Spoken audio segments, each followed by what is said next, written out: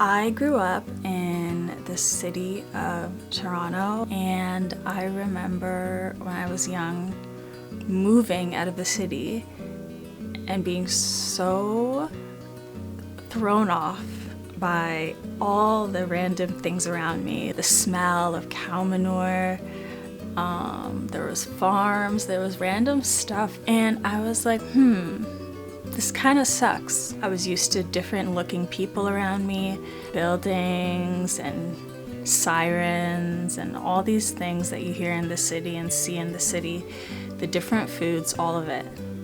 I was used to that.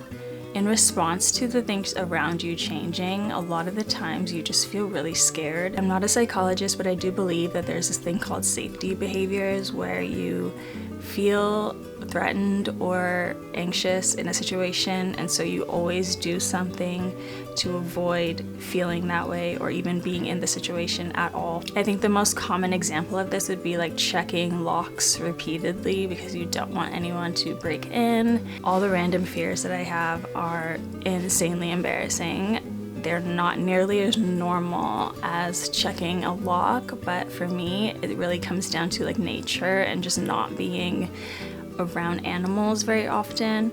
The weather changing, there's geese everywhere, like all these things. But all of this is to say that when you avoid certain situations, you're kind of shrinking your world a little bit. I know I'm not doing everything I should. I know I'm not gonna have the most amazing experiences as long as I live in fear. But there are moments when I really do realize that I'm only making myself more miserable by living in fear of something that's completely out of my control. At the end of the day, I'm not the first woman on the planet to have a phobia or even ornithophobia.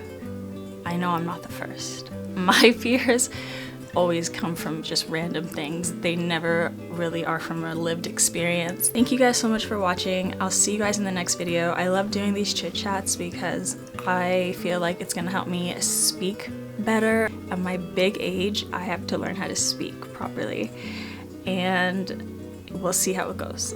I don't know how effective this is gonna be. Bye!